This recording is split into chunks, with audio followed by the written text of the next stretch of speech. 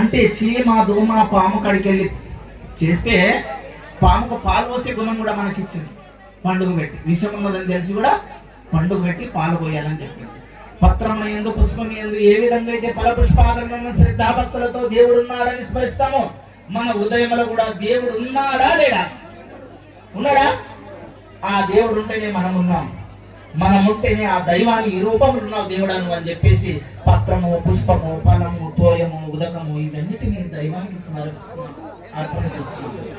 అర్పణ చేసిన వేద మంత్ర ఆదీన పరమాత్మ. పరమాత్మ ఏమిట్లో ఆధీనమై ఉన్నాడు అంటే వేద మంత్రములకు ఆదిభూతమై ఉన్నాడు. నమశివాయుడే పెద్ద వేదమది. నమశివాయని నమ్మే లింగము పైన ఒక్క దళం పైన నెక్కించి చూసిన యముడు దగ్గర రాడు ఎత్తడు జన్మంబు పాప భయభంగ లింగ భక్త ఆత్మ సంఘం. నీ ఆత్మ లోపల సంఘమై కూర్చుంటే ఇదంతా సంఘమైతే ఆ సంఘంలో కళ యుగే సంఘ శక్తి ఏముంది? కలియుగంలో ఏముంది అంటే సంఘమే శక్తి. ఆ సంఘం కావాలంటే ఏం చేయాలి? మన పిల్లవాడిని మనం సంఘటితం చేసుకోవాలి. మన తల్లి ఒక మతం అవుతుంది, మన దగ్గర పిల్లలు ఒక మతం అవుతుంది, అల్లుడు ఒక మతం అవుతుండు, ఇంకా మనమడు ఒక మతం అవుతుంది. అంటే ఒకరికి శత్రువులను తయారు చేయడం కొరకు బయట దేశస్తులు వచ్చి మనకు కరప్ట్ చేసింది. కానీ మనం గ్రహించుకోలేక సముద్రాన్ని ముంగట పెట్టుకొని నాలాంటి ఒకసారి సముద్రం ముంగట నిలబడ్డాడట గంగతో పరీక్షణ చేస్తూ.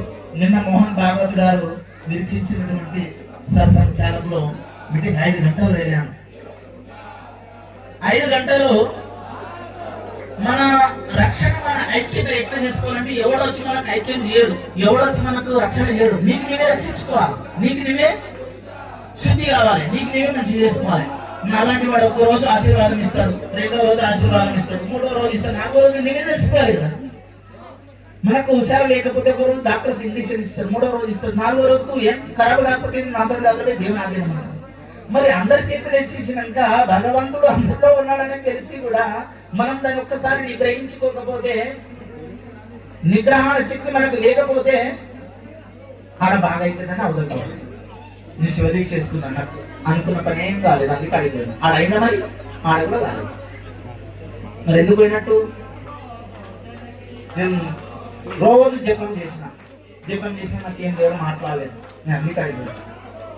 మరి ఆడ